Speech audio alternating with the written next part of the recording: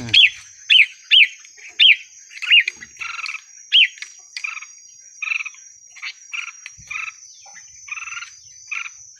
เสียเดียวอยู่เนี่ยจะแบ่งลูกใบเนี่ยทุกคนออกนะนี่งามได้ลูกใบตัวใหญ่ตัวงามดีเนาะกินหัวอาหารเรียบร้อยทุกคนกินหัวอาหารได้เนาะ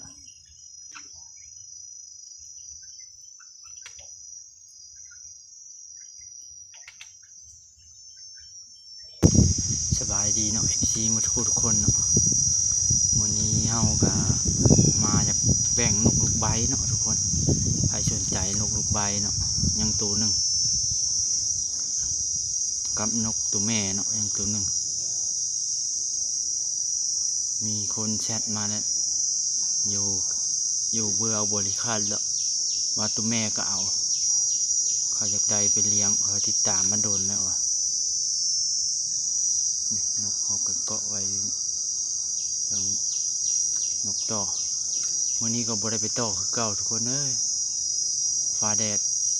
ออกอยู่แต่ว่าตอนเช้าน่ะ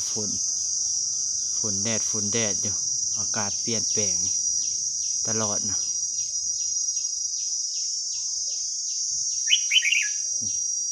ก็ห้องดีอยู่นกต่อ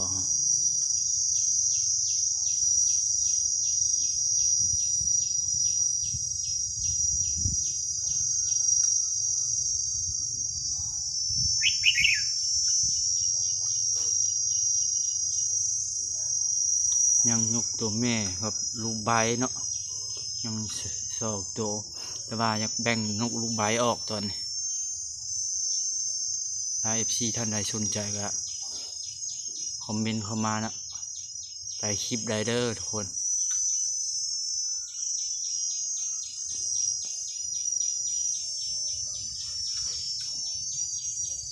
มือนี้แค่นบุฝนที่ออกไปว่าจะไปเกาะอยู่หลังบ้านบ่เราเคยเกาะเนาะแต่ว่ามันฝนแต่เช้านะช่วยมาเลยแดดเลยมีพัดลมมาแหละยาแบบกระเทือนบ่ไปเกาะเนาะถ้าเบิ่งมือหน้าจึงไปเกาะ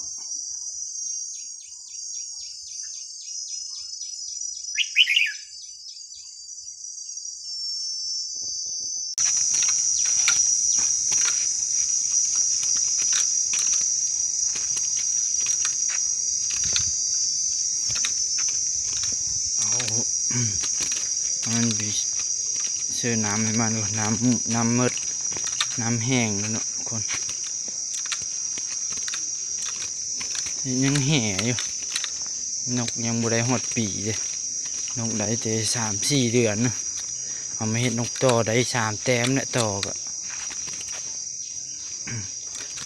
ก็ได้3 แต้ม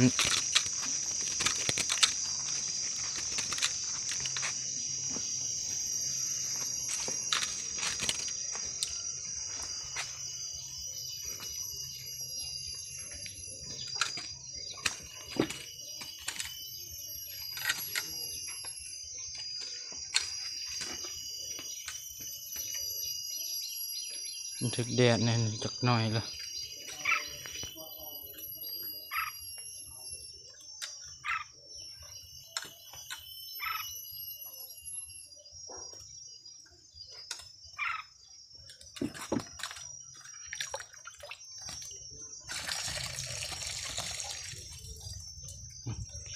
เอาไปเคาะมันทุกคนเคาะก็ไปผ้าไป FC ทุกคนมีเบิ่งนกลูกใบเลยเนาะตัวเขาอยากแบ่งออกมันแหละฉันมักกะทักมาทางแชททางเฟซบุ๊กก็ได้เนาะหรือว่าคอมเมนต์ใต้คลิปก็ได้เนาะแต่ว่านกตัวแม่มีคนจองแหละ FC เขาจองเลยเด้อยังได้ลูกใบเนาะวันนี้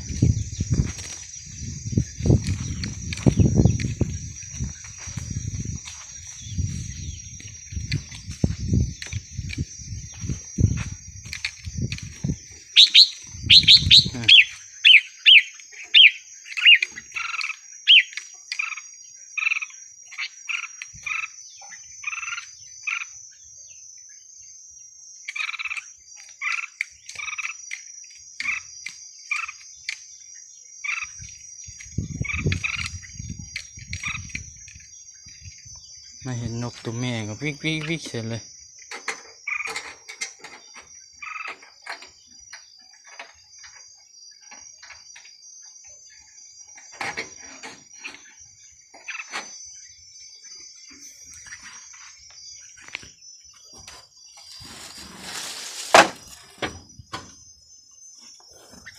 เบิ่งเนาะทุกคนเนาะ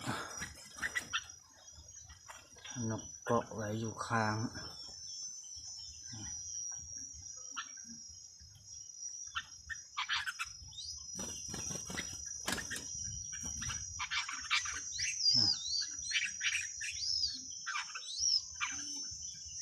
วิดีวิเสียเดียวอยู่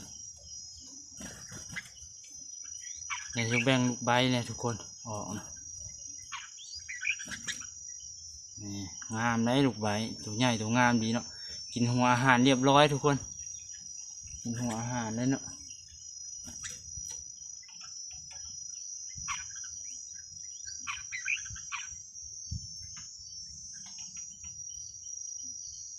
กินหัวอาหารเรียบร้อยนะ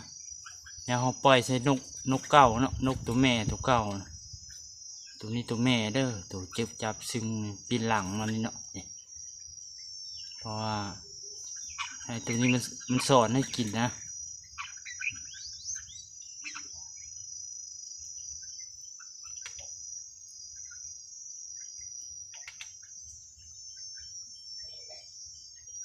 สอนนกลูกใบกินเนาะ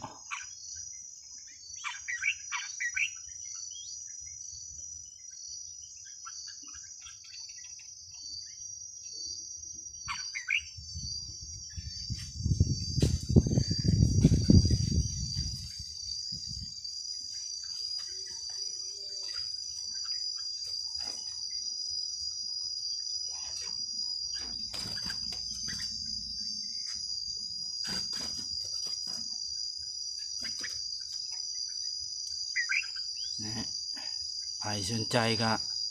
คอมเมนต์เข้ามาได้คือเขาเว้าอะไรเนาะทุกคนนกลูกใบนี่งามดีเลยนี่แข็งใหญ่ดีสังเกตเบื้องตัวมันแข็งใหญ่แข็งงามดีเนาะ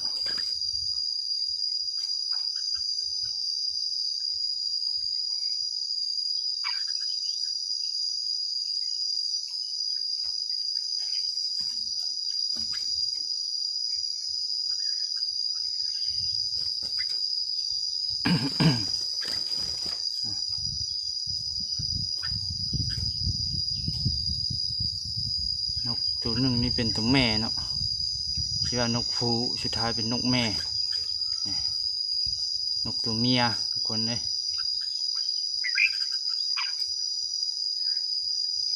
จะมีตัวผู้นี่เอาตัวผู้มาผสมแต่ว่าเราไม่อยากบุท่านอยากผสมกับนกต่อนะเขายังอยากไปเลาะต่ออยู่เนาะช่วงนี้นกลูกใบกำลังหลาย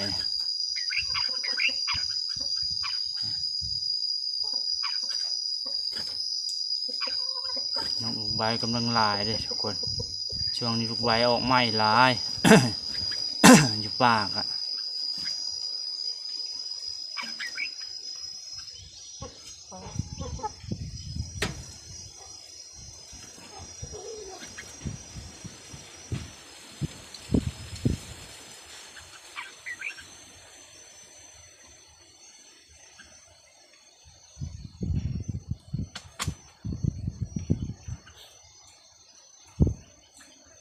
ลมก็แห้งมัน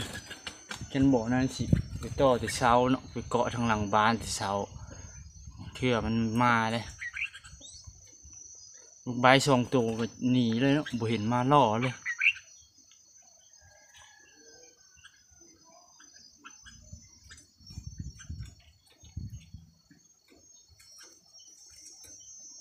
แคมยังขาวอยู่งามดีไป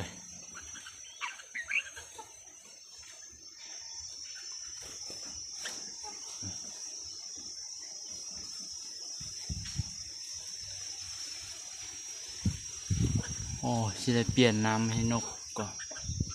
จะน้อยเปลี่ยนน้ำให้นกอยู่ใน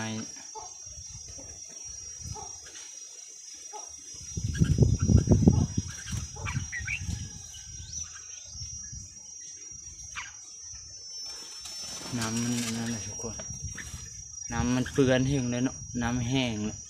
น้ำเปื้อนเลย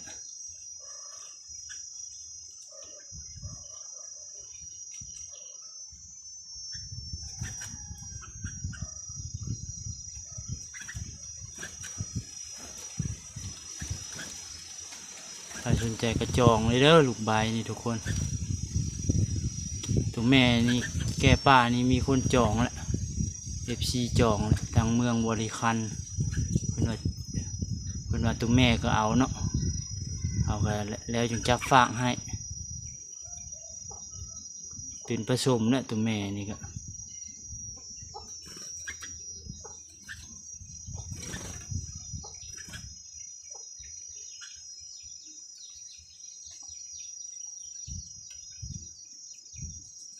แม็กแปลน้ำใส่กระบวยมาเพื่อบ้าเลยไปมาเปลี่ยนน้ำให้นกนี่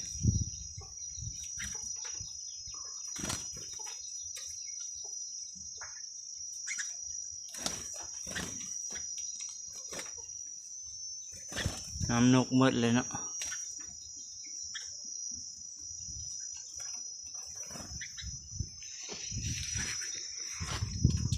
ไข่ประตูนี่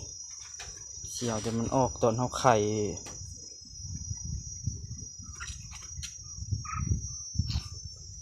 โอ้แน่นเท่า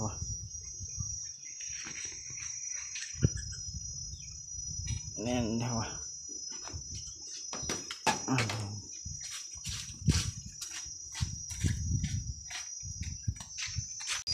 น้ำเก่าเขาให้มันเรียบร้อยแล้วเนาะทุกคน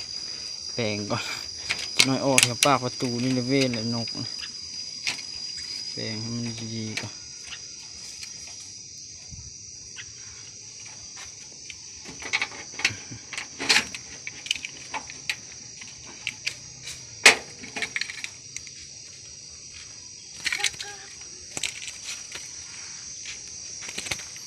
เสาบนเกาะก่อนนกต่อก็พัดลมอยู่เนาะมือนี้โอ้ยว่าจะไปเกาะต่อนกอะ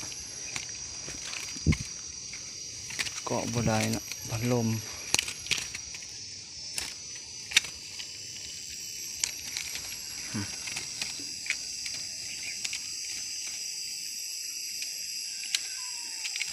โอเคเพื่อ FC ท่านใดมักคลิปนี้ก็ฝากกดไลค์กดแชร์เนาะทุกคนแล้วก็ใครสนใจนกลูกใบเนาะก็ติดต่อเข้ามาได้เนาะคลิปนี้เขาก็สิจบลงเพียงเท่านี้เนาะทุกคนเจอกันคลิปหน้าเด้อ